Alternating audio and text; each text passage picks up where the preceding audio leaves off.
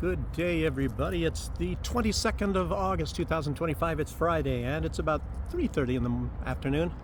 And yeah, I'm noticing there has a big difference on how many views you get as when you upload your video. So me uploading like about right now is going to mean there's going to be less views. Like like the last one, I don't have hardly any. Look at this, a cat on a hot tin roof up there. I've been back here before, and there's like a lot of cats. They hang out back here, and you never see them up in the front. Look at this guy up here. I don't know if you guys can see him up there. I guess that's his kingdom. I'll take a walk down this way. I'm going to go the other way, actually, but I think these cats that hang out here, I want to see if I can run into them. Very shy, of course. I don't have any food, unfortunately. But this is where they hang out. A lot of people, sometimes when they have the wooden doors, they make little areas for the cats. This is probably for cats right here. They probably put food there. Or maybe they did. Just like this little dish over here for cats. Oh, here's a cat up here. Up on the roof. It'll probably take off when I get close. Get spooked. Here's a little dish for cats. What you doing up there, huh? Chilling out, huh? Waiting for some food. Look, it's a big enough gym they can go take a bath in there. Oh, and is this where normally I go? Probably. Police there, probably where they take their dogs to do the business over there. I'm guessing. I don't know what this guy's doing. I think this is a school he's going to. Maybe there's been a shooting like in America. Anyway, let's get on to the news. A lot of you watch these videos because you like to see this regular life and how things are and how things look in Belarus. So it's always interesting, huh? Isn't that always interesting, boy, girl, whatever you are?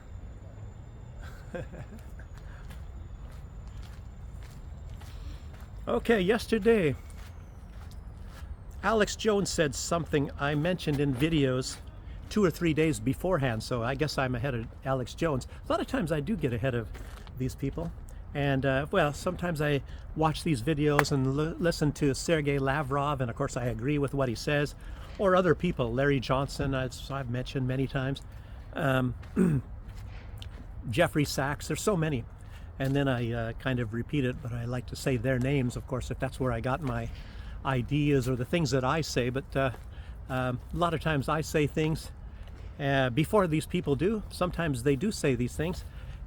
I mean, when you have these predictions or you have an analysis of what is going on, the situation and current events and geopolitics, and I have some today, and I haven't heard that anybody said it. I'll be going through that. As a matter of fact, I wrote it down pretty well, and I'm gonna use my writing or something that I wrote to make sure I don't kind of screw up and give you guys the wrong impression. But what is going to be happening? This is it's going to be about this Venezuela, the U.S. threatening Venezuela. I mentioned that, of course, in the last video, and people are mentioning that and talking about it. It's getting heated up more and more, along with Mexico, and of course, then you talk about the Ukraine thing, and makes you wonder, well, why is Trump being so flexible to the Russians? And I'll get into that. So, but anyway, let's start off talking about that a little bit. Let me go over. Maybe there's some more kitties over here. I don't know. I'm going to be heading this way anyway, so it's kind of interesting. These are, as I've said in other videos, storage areas. You have an apartment, like, let me show you here. These are all apartments. People have apartments in these buildings here, and normally you get a storage area to put your stuff as well. Eventually, when these get full, they stick everything on their balconies. Their balconies get full.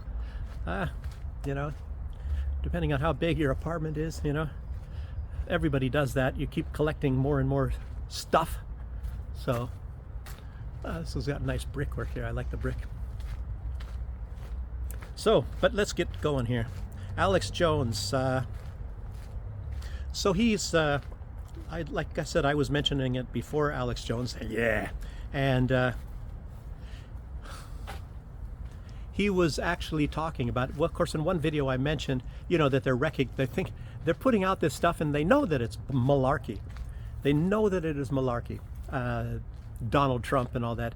And they're saying that Maduro is aligned with the drug cartel. He's the drug cartel boss, selling drugs into America and all that sort of thing. And that's highly, highly, highly unlikely. And, you remember Ronald Reagan back in the old days, the war on drugs and things like that. And there's a big history of this, as you all, well, some of you at least, would probably remember. War on drugs and, say no to drugs, all that kind of stuff back in those days. I think it was like in the 80s and things. And it was, for a large part, spearheaded by Ronald Reagan. And but along with that, you can watch this movie and with Tom Cruise, and I think it's called American Made, or I don't think it's called Made in America. It's like American Made. Ah, good. I have a bench here. I'm going to sit here. I was hoping that this bench would be open, but there's not much for you guys to really see here. This is behind a bunch of buildings, and there's businesses, there's a grocery store, all kinds of things, trucks for offloading, all that sort of stuff over there. But it's a free bench. A little bit of a kid's playground. They always have some things for, like, people live in these apartment buildings here. Nice tree. What this is, I don't know. Electrical station, obviously. And this, maybe for the whole area. But anyway, let's go on to the news here. But anyway, there's a movie with Tom Cruise. And, I don't know, when they say these movies are based on the truth, he plays a pilot. And this was during the time, and it is based on a true story. And it's, he was ferrying, like, what do you call it, terrorists. Gosh, this is an interesting, fascinating history, because I lived in the Caribbean at the time. I mean, afterwards, and I heard a lot about what was going on there and read different books. John Pilger, Hidden Agendas, he wrote a book, Hidden Agendas, and it mentions a lot of this as well. And of course, Israel was heavily involved in that time. Very exciting time. Israel was trafficking weapons into the Caribbean, and of course, just the Sandinista, all kinds of stuff. And the drug cartels and all that back then. And the island that I, when I was moved to this island, that is towards the end of the marijuana growers' time, because these people that they would guard the fields up there, the marijuana fields, and they were heavily armed with machine guns and all that. And the United States used to come, I think, every year in November, and they used to use like incendiary helicopters, that shoot out flames and stuff, and they would burn the marijuana fields. I think it was like maybe once or twice, right around the time of November. And the reason why they did that is because the United States was heavily involved into drugs in the Middle East. I mean, in Central America, not Middle America. And the marijuana from the country that I was staying on, the main island, St. Vincent and the Grenadines, the quality of the marijuana was far higher than the stuff that the United States was growing, in whatever, Nicaragua, all, the area in Central America, wherever they were doing it. And so they did that to promote the American drugs, and try to get rid of the marijuana from those countries. But of course, gradually they went more into cocaine, not Ukraine. They went they went into cocaine. Well, maybe there's kind of a connection. The snowman, cocaine. I mentioned snowman yesterday. A lot of you didn't watch that video I saw, at least, I don't know, according to YouTube. Like I said, a lot of times, I might get 50 views and they'll list 15 views or something, so maybe a lot more people saw that video than what is listed on there. But anyway, there's kind of a link between cocaine and Ukraine, Reminds me when I was in the I got tangents, was in the army. I think there was a guy named O'Kane or something like that. And the drill sergeant, we got O'Kane and a cocaine here, in front of the whole company, about 220 soldiers or something like that, going by how their names sounded, like cocaine or something like that. Anyway, crazy stuff in the army. I could tell lots of stories. But anyhow, So that was the war on drugs back in those days. And it was, for a large extent, war for drugs. And Tom Cruise played a character in that movie. And I guess it's really based, he was getting so much money by, like, ferrying terrorists back and forth. They were training them in Arkansas. Isn't that where Bill Clinton was the governor? Anyway, they were training these people in Arkansas, and the character that Tom Cruise was playing was making so many money. They established new banks in the town, a very small town, I guess, and there's all these banks, lots of banks, one bank after the other, and he had so much money. They were burying it in the backyards, hiding it in lockers, and getting so much cash, millions and millions and millions of dollars, and because of this trade. And of course he was heavily, obviously, the movie is actually quite good. It makes you wonder if they took it down or something like that, or why they even let it go on there, because the CIA involvement, and drugs and terrorists and weapons and all sorts of stuff. And yeah, maybe that's why Tom Cruise got so rich. No, he just played the character. Just kidding. But anyway, they're trying to allude at the fact that trying to say that Maduro is a big drug boss now, and Donald Trump, he's actively, and of course Alex Jones was putting this out, getting very close to bombing the drug cartels in Mexico. And the president of Mexico said that would be an act of war, and of course he'll get away with it. What do you think? Do you think Mexico is ready to go to war with the United States? The great military. I'll tell you what, not even Venezuela, or there might even be more powerful. I'll tell you what, though, if they're going to be going more and more into Iran, they're going to get a very, very bad nosebleed. I'm not saying that Iran can defeat the United States, but they can probably kick them out of that area. I think Iran, and they've been getting ready for this for quite some time. If there is a war over in that area, and I shouldn't be talking about this, it's a little bit not related, but they like I always do. I think the United States is going to be in for a very bad awakening. Along with that, because I didn't write it in my notes, Iran has been developing some new missiles that are far more capable than the missiles they even used in their 12-day war against Israel. So, and apparently, not only have they already produced these missiles, that they are already producing them, according to Iran. If that is true or not, I don't know. I don't know if Iran is so much into lying or boasting. We all know, unfortunately, see, Donald Trump has already played his hand. He comes up with a lot of crap, and a lot of it's not even true at all, which is sad. You would think, if you're an American, that at least the things that he would have said would have been true, but a lot of time they're not. So, but keep going here. And Alex Jones said, and I quote, "Very good chance you're going to see Maduro get his ass blown off." Sending a lot of troops there. And Maduro has taken precautionary measures too, and I think I have that probably written, or have it written on the next page, and I just keep on going. So I had to just mention, like I said yesterday, that the U.S. are sending warships down there, and mentioned that already about. But and you would ask yourself, well, why is Trump? Why is he messing? Why is he messing with Venezuela? It doesn't make any sense, but it makes a lot of sense. I've mentioned in other videos in the past, maybe other people have told you, but as far as resources is concerned, or at least opportunity and possibilities, Venezuela has more potential, that's almost very clear, than any country on the planet.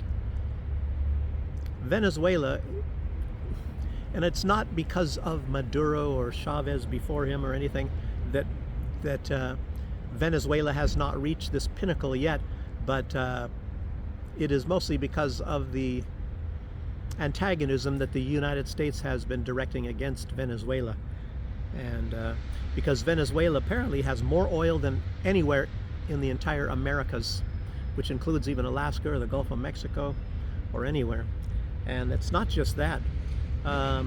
It's a warm country. You can enjoy tourism there. You know, it's mountains. They have gold. They have steel. They have most everything. It's clearly the most resource-rich country in the Americas, and one of the most resource-rich countries on planet Earth. Fishing, yeah, if you want to go fishing offshore, very good fishing. And I've even heard, since I lived in the Caribbean, I lived not too far from Venezuela, people were telling me, you know, because it's a little bit difficult when you want to grow, for example, melons, all different kinds of melons, watermelon or cantaloupe, things like that. Because I was into farming, and it's more difficult on the Caribbean island that I was on to grow those things. And they said it's very, very easy for some odd reason in Venezuela. You just plant a seed and you're gonna be getting melons and certain fruits and things like that. It's just absolutely fantastic, I guess I should say.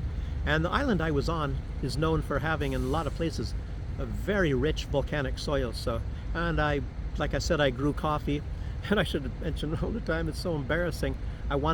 Somebody asked me to do a video, or maybe I suggested it, and they want a video about me and talking about a little bit about my coffee adventures in St. Vincent. And I wrote a lot of notes and things, and I do have some pictures, and I would have to kind of put it together, and for the most part I've been lazy or enjoying myself too much. It's terrible. I hate to let people down, and I really should do that. And there's a little bit of a deal at home, you know, there's somebody that lives there, and I have to leave a lot of the time, and it's not my wife, or I don't have any children, so it's not anything to do with that, but somebody there, and with a very, you know, hostile mental problems, and they start going, you know, particularly I think after me, and you know, a lot of harassment and things like that, and it takes quite a bit of work to put them in a place, find a home for them where they are better taken care of, and you know, maybe regulate medications a little bit more and all that, but it's not very fun to be there. And it might even take maybe 2 or 3 more months. It's place availability, I guess that's what it all depends on, and 3 months is just a projection. So, but anyway, but there maybe will be a time where I can, you know, have a little bit of peace there. Maybe that'll last for a couple of weeks at least, and the person will be gone to some sort of a cure, spa, I guess, whatever you call that. In English, they call it a Kur in German.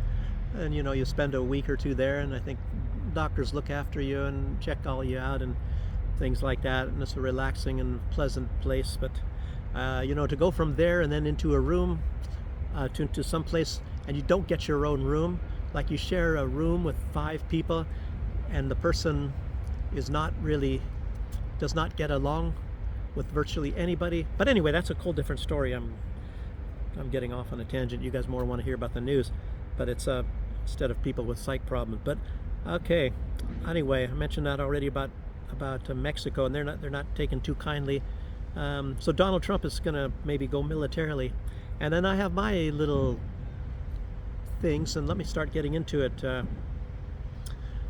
So remember these points. Venezuela has a very good relationship with Russia. They consider themselves ally, and it's the biggest ally of Russia in Central or South America, by the way. I don't know if they have great allies elsewhere. I know Bolivia is a budding ally, and Bolivia just recently said, the president of Bolivia, I think that's his title, that they are far more happy to make friends with Russia than they are with anybody in the West. So it was something to that effect, and it was very clear that they prefer Russia over, for example, the United States or Europe, just to make that. But anyway, the point is, I'm trying to say Russia has very good relationships with Venezuela, very, very good friends. And I also mentioned about the resources, and one main thing, Donald Trump wants to get it's obvious. Donald Trump thinks financially and he thinks economically, and Donald Trump wants to get his hands on the resources of Venezuela. You'd have to be stupid not to know that. I mean, not to figure that, oh, 1 + 1 = 2. So obviously that is the case. You know, like Donald Trump would say, we have to get the oil. You know, remember when he said that about the Middle East? And of course, the United States is getting the oil in Syria. They're stealing the oil. They're stealing a lot of the resources. The United States, as I already said, they took the richest part of Syria with all the oil, the farming and everything, the very richest part of Syria. And the rest of it, and they even said, somebody from the State Department, I don't even remember her name, said that they destroyed the rest of Syria and they're going to keep it that way. So, and they said that that portion of Syria, I don't know, I think is at 1/3, that belongs to the United States, and that is the United States, it belongs to them. And that's what the State Department of the United States said back in those days. So there's number 3. I have like these different conditions here. I highly suspect that no one else will mention this, not even Alex Jones. But I tell you what, it's kind of makes sense to me that in Trump's mind, you know, like I said, Trump, and you guys all know, like you've heard Trump himself, you have to have the cards, you have to make a deal. I'm the best deal maker, and brokering a deal. And I'll tell you what he's doing right now, you know, and you're kind of all wondering, well, why is he stepping back from Ukraine? Why would he be doing that? Oh, some guy's feeding some cats over there. I don't know if you guys can see that in the far distance. Some old guy with gray hair. Looks like me when my hair turns fully gray.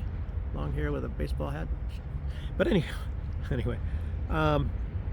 So Donald Trump is looking for a deal, kind of. And in my prediction, I could say it, you know, a little bit very quickly, but I'm not going to. I'll say it a little bit more in detail.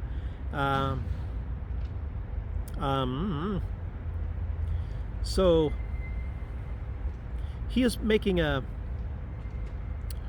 push to influence Putin into taking a hands-off attitude about Venezuela, because Donald Trump is already, he's delivering the goods right away by siding more with the conditions that Russia wants in the settlement between Ukraine than he is with Ukraine.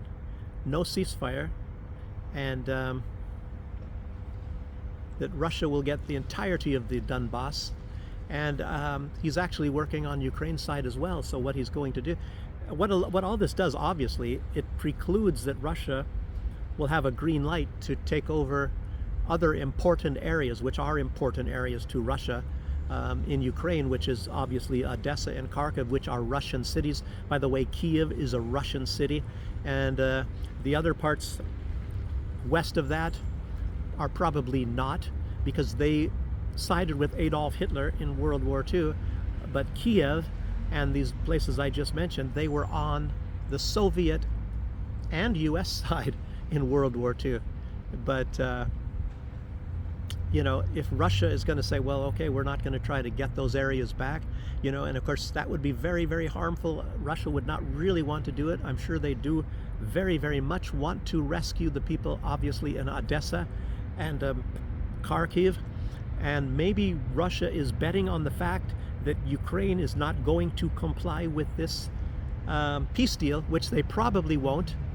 And Russia, I tell you what, they're probably playing 3 steps ahead of me, but I'm actually realizing, I'm just saying this stuff right now because it's not that I didn't think about it. It's because they're playing in the here and the now, but knowing what could be possible in the future. Putin's no dummy. The Russians are no dummies.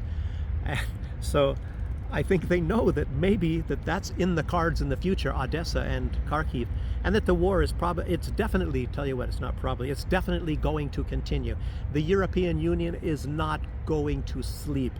And I don't know, Jeffrey Sachs might even say that. I just said it like Jeffrey Sachs would say it. And I don't think that Europe is going to sleep until they can continue like they have literally, and this is honest to God truth, hundreds of years they're trying to get the defeat of Russia. They're going after Russia. You know, there have been times of peace, maybe that even last, I don't know, maybe 50 years even. I mean, I don't know. I'd have to really look at that. But the times that I studied earlier back in the early days of, like right after the Crusades and things like that, the West has always been wanting to get at Russia. They hate Russia. And in the old days, they wanted to keep Russians out of Europe. And of course, things changed within 100 years or something to try to gradually take portions of Russia. It's maybe even partly true, if you can look back, maybe even Frederick the Great, he was taking various portions of other parts of Europe, and he saw a big clash between Maria Theresa of Austria at that time, and looking at how it was back in those days, the two German-speaking powers were Austria-Hungarian Empire and Prussia, as far as military powers is what I'm saying. And there were, like, at that time, about 600 German states, and of course Bismarck unified them, and he made sure that Austria was not part of this, because they wanted Prussia, which was the king of Prussia at that time. Well, was not I keep wanting to say prince, because at one time he was a prince, but he became the emperor of Germany. The king of Prussia became the emperor of Germany, and what year was that? They first consolidated the diet in 1861, and I think 1870 Germany became a country. That was the first time Germany became a country, and of course France didn't like that, and as family heritage and things turned out, there was a death in a different family which was related to the Hohenzollerns. That was the royal family of Prussia, and then became the royal family of Germany, the emperor of Germany's. And anyway, a Hohenzollern came to the throne in Spain, and France didn't like that at all. And France at that time was looked at as the #1 power on the continental Europe. So they declared war on Germany, and Germany kicked their butts in less than a year, and Germany was just a new country. That comes from this militaristic Prussian, my ancestry, by the way, attitude, and how things, how things were back in those days. Anyway, it's a fascinating history. Like I said, I studied a lot about Prussia and all that sort of thing. It's my ancestry, so I thought, well, what a better thing to study, and it's very interesting as well. And I can go into some other tangents, but I won't do that. But let's keep going now. Stop interrupting me. Stop getting me sidetracked. So let's see.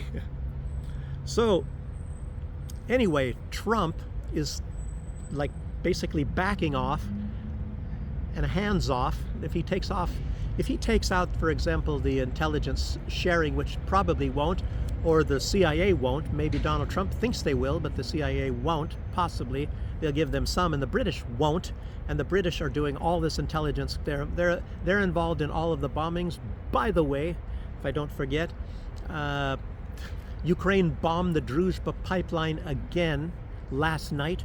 This time even worse damage. It'll take like 4 days, and I believe that was going into Slovakia. And of course, a lot of the oil is destined for Hungary. And of course, it looks like they're going to keep on doing this. And it makes you really wonder, well, strategically, what is that all about? They think Orban is going to say, oh, okay, I'll try to get Hungary or Ukraine into NATO and into the EU, but what it does, obviously, is it makes Orban a little bit more and more pissed off. So that's not going to work. But anyway, that's the tangent again off the pipeline. But it's actually relevant to what I'm talking about.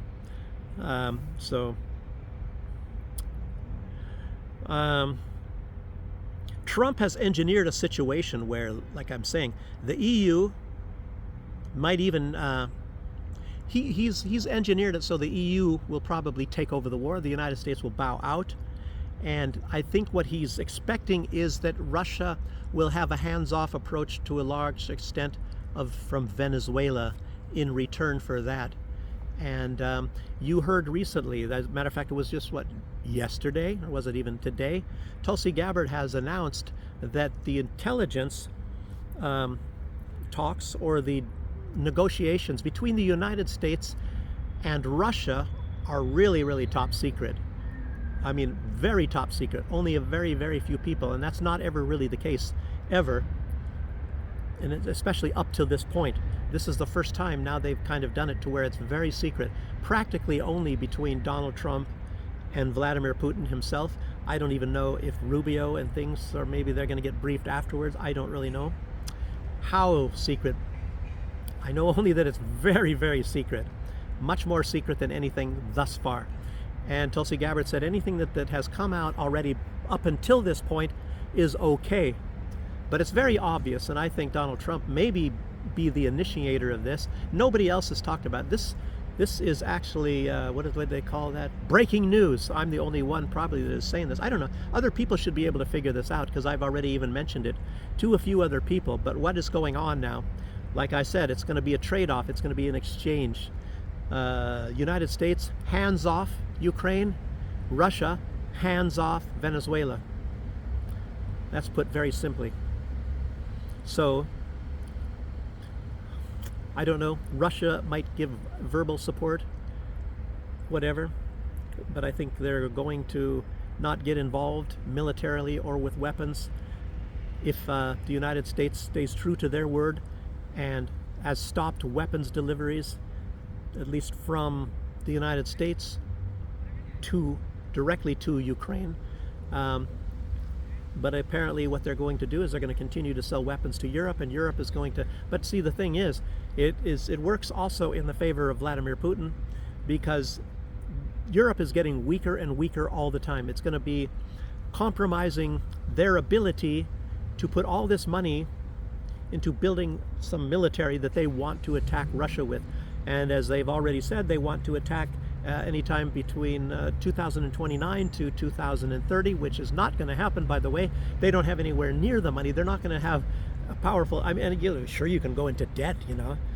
Like Russia was even heavily in debt to the United States with the Lend-Lease thing. But, you know, do you think Russia... Europe is they're already in debt. They want to go into deeper to debt with a fantasy threat. Maybe they're going to have to start to say, well, gosh, let's be realistic. Russia has no desire to attack us, you know, and you know, maybe we can find other ways to skim off the money that we steal from our people instead of just having a war budget. You know, that's where the biggest money comes in. You know, is preparations for war and the weapons and all that. You know, Lindsey Graham, all these people, they get huge amounts of money. That's where the biggest money is. You know, in Ukraine, of course, like I've mentioned before, and everybody knows it, Maria Zakharova, she mentioned it just, a couple days ago. You know, Ukraine is into so much. They're into so much. They're into the organs trade. They're into weapons trade. They're into the drug trade. They're into child trafficking trade. No, not Putin, you know. You know, but wow, they're really into heavy stuff. Anything that gets them any kind of money like that. Mostly, of course, illegal, because that's where the big money is at. And so, but anyway, we'll see what happens. I don't know if Europe is going to have that kind of money. There's all kinds of other tangents and stories that I found about this. I could all link this all up. There's so many different things. But I'm just, you know, talking to you from one approach here, you know, because I got this cue and I figured this out about this hands-off approach, and I think you're going to see that, and you're never going to hear about it because it's classified, baby. It's not even classified. Classified is little. It's top secret. It's even beyond. It's like for your eyes only. That's about how classified that is. What do they have? The 5 eyes or whatever it is when they share everything with negotiations between like the UK, Australia, and all of their allies, France and stuff. It's not even being shared with them. So, just in case you want to know. So, but I'll tell you what, it's very possible, and I'm hoping to a large extent that maybe, you know, this is just something that could be possible. Putin may try to influence Maduro into making a deal, and it's going to be a humiliating deal no matter what, unfortunately. But it might be worse if he doesn't make the deal, because he doesn't want to. I think if Putin can say, well, let's use Zelensky as a template for this. Look at, he didn't make a deal. He let Boris Johnson talk him out of it, for instance. And I would strongly urge you to take this deal. You know, make some sort of a deal with Donald Trump. And Donald Trump, he might want to rub it in, of course, like he did with the European Union recently. You heard about that. The United States gets everything. The European Union gets nothing. And it really makes you wonder if that is actually going to work, if all the individual states of the European Union are going to play along with this huge loss. I don't even remember the contingencies of it. It was just terrible for the European Union. You guys know that. Donald Trump scored it big back then. If it's gonna work out, but Putin might want to try to get Maduro into a similar type of agreement. And apparently they did make an agreement, and I believe there are some ships right now that are docked off of the coast of, oh, looks like she didn't like my dock. They're docked off the coast of the United States, and they're Chevron, and they're bringing crude oil from Venezuela. So that was from a former deal. It makes you wonder, well, what's going to happen? Is Maduro going to call them back? Maybe that's why they are not offloading, because the United States would take the oil, and they probably won't pay for it. Maybe they never do. I don't even know. You know, that's the U.S. They didn't pay for Alaska, by the way. They had that meeting in Alaska. They never paid for Alaska. Maybe, I'll tell you what, maybe that's part of this Lend-Lease deal, because the United States gave Russia a deal on the payback from the Lend-Lease. I think they forgave parts and parts of the debt, and part of it might be because they never paid for Alaska, the United States, when when they bought it from Russia. So let's see. So anyway, I was saying, like, the West, they cannot give up their dream of the strategic defeat of Russia. They really want Russia, and they want it badly. I don't know. They think all their wildest dreams will come true if they just get Russia in any way possible, like they were doing in the Yeltsin years. Yeah. So Trump, he pushed Europe into putting this 5% increase, except for Poland. They're putting in more. Poland really, they want a war even more so. I think what Poland, it's not that they really want that war, they want to take over more territory.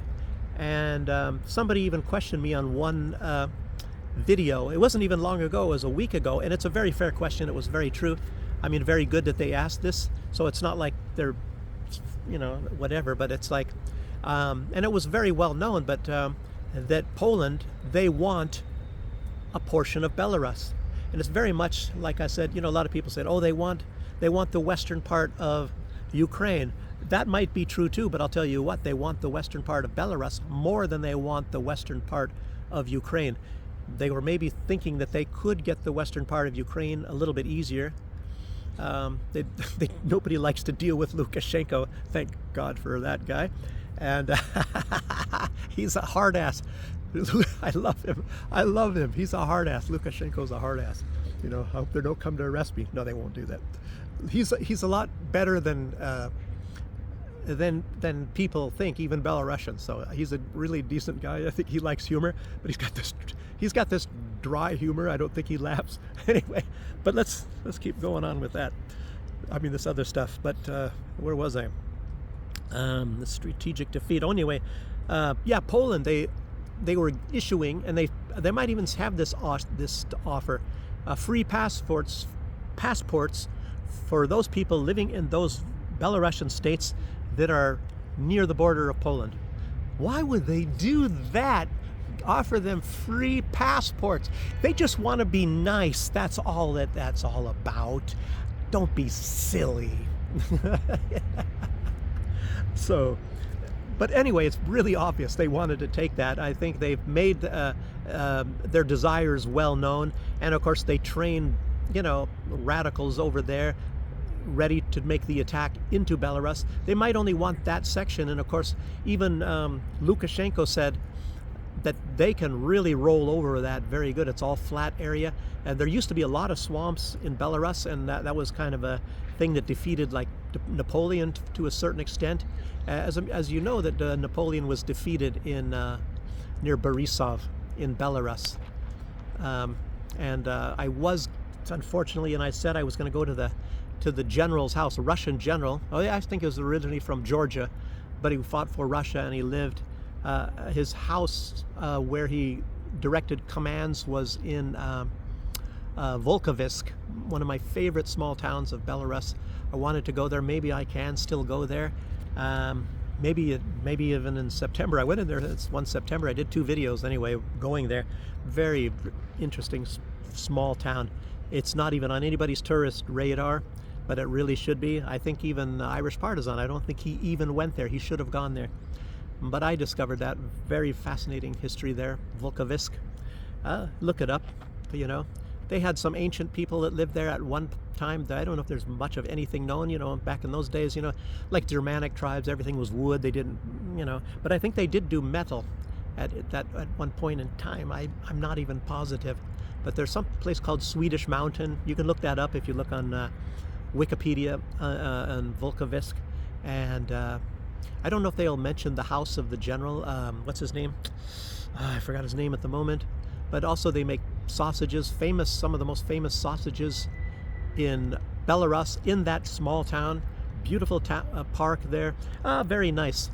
And I think on the town square where they have, you know, the usual Lenin statue, they also have a statue of a wolf, big iron wolf, and that's their symbol is the wolf, Volkovisk, you know, and I think maybe in Belarusian it means where the wolves dwell. And I kind of look at it like Game of Thrones. It's like where what is it, Winterfell is at, you know. Yes, they don't have a fort there, but just say it's like Stark territory. Anyway, then I got myself on a sidetrack, and now I want to find my way back again. Where was I? So, a strategic defeat of Russia. No, I was talking about the 5% in Poland and all that, but Poland, actually, they want that area too. They want a huge portion. As a matter of fact, I think the territories that Poland wants to eventually take over, I think it amounts to nearly half of Belarus. Wow. If they want the Grodno region as well as the Brest region, they definitely want the Brest region. There's no doubt about that. They really want that. And they've showed many, many signs how much they really want that. You'd have to live over here, you know, and to know that and to see this sort of thing. But anyway, like at one time, for a very short time, that was a part of Poland. And the Soviet Union got it back. But let's keep going. I mean, yeah, well, you can say Russia, Soviet Union, because Poland then was a part of the Soviet Union. Okay. Anyway, Poland, they are expanding and more than, they're taking more than 5% of their GDP and putting it into building their military because they wanted to be the most powerful military in all of Europe, and now Germany said, just recently, Merz said, I want to make Germany vastly more powerful, so he wants to stick more money into the military. And of course, you know, you have the Chihuahua states, you know, I think they send a company or something like that, in which, I don't know, I think they were sending some troops, maybe it was I don't know if it was a company or whatever, which ends up to be a huge portion of their whole military. But I think it was Estonia, but I don't know. I'll tell you what, they should be playing things a lot different. They should play their cards a lot different. All of these Baltic states, for one thing, you should all make one state if you possibly could. You know, fix your economies, intertwine them together. Makes you a lot more powerful, but then you would still you cannot be playing up to Russia like that. Like we're gonna attack Russia and defeat Russia. We are the mighty. We're gonna bite your pant leg, and maybe even you'll have to get it sewn up. Get your pant leg sewn up. Put some stitches. Get a patch on you. If we work hard and long enough, you might have to put a patch on your pants leg. Anyway, so, but I mentioned recently, you know, they were having, you know, they get these attacks, and Estonia is also, and I think it was also Lithuania was part of. They're involved also in the training of terrorists to attack Russian infrastructure and, of course, trains and pipelines and things like that. It's normally with the British. The British are the biggest ones by far. They're probably involved in absolutely everything and all terrorist attacks and military attacks in Russia. So let's see. So getting closer to the end here. Let's see, did I miss anything from my side notes? Oh, I was going to say something also as far as Venezuela. How did I forget this? That Maduro said that he is mobilizing 4.5 million militia because he sees this attack coming by Donald Trump and the United States with all these ships docking off the coast of Venezuela, getting ready for an attack, and calling him a narco boss and all that sort of stuff. He should be thankful that Donald Trump has telegraphed exactly what he's going to do. And so they're getting ready for, I believe, guerrilla warfare. They're going to be fighting I don't have any food. I don't have anything. Get out of here, cat pigeon. Get out of here. No, but they got guerrilla, not gorilla, guerrilla warfare, and what was about Che Guevara, Cuban, and all that kind of stuff? Well, I'll tell you what. Venezuela, they're not a bunch of slouches either, and I'll tell you what, who's going to win in the woods between the United States and Venezuela, because a lot of it might just be taken into the woods. Of course, the United States wants to take over the oil. You know how Trump is. We got to get the oil. Things like that. That's mostly what they're going to do.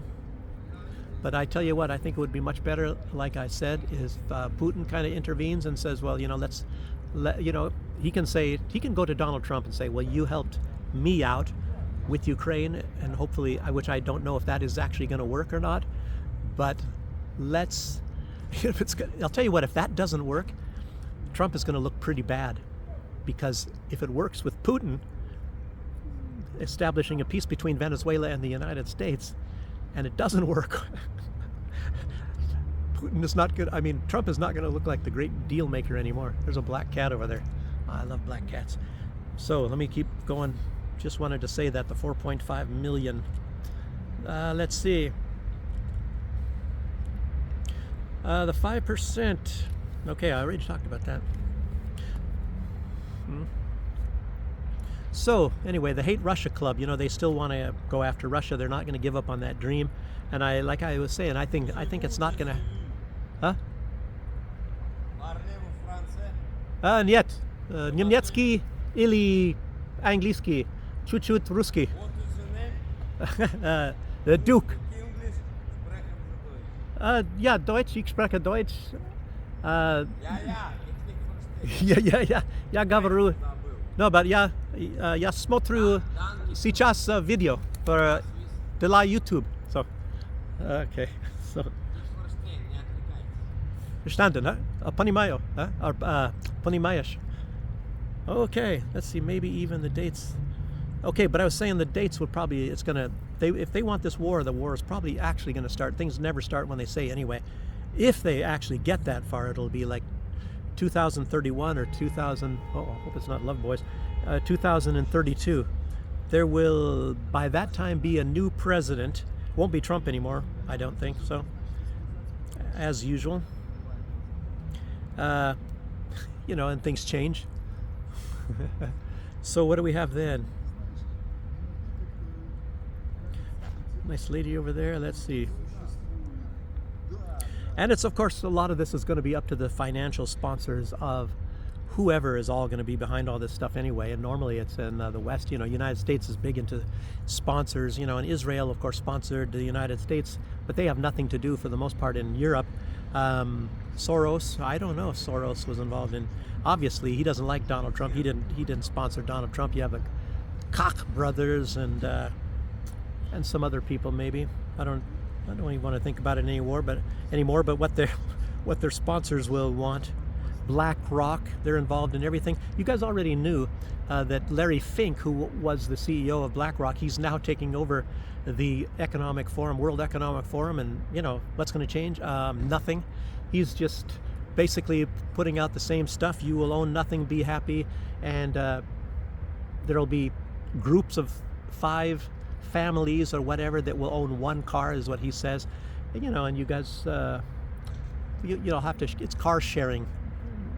And I guess they're trying this in certain parts, I guess, of, where are they doing? They're building someplace, I think it was somewhere in England or whatever, supposedly, that are going to be trying this, and probably the 15-minute cities. But the 15-minute city thing is not necessarily such a bad thing for the most part. I mean, some parts are good, probably some parts are bad, but that they want to lock everybody down because it's kind of is like that here. It's sort of like if you look at the free market, that's how it would work. Somebody's going to build a supermarket, where there's a lot of people living.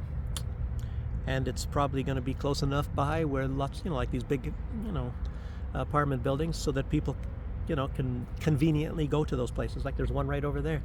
And there's one just right down this way a little bit. And there's others around this area. All of them are small, unfortunately. Well, not small, but not big. They're not small, but they're not big. Anyway. So...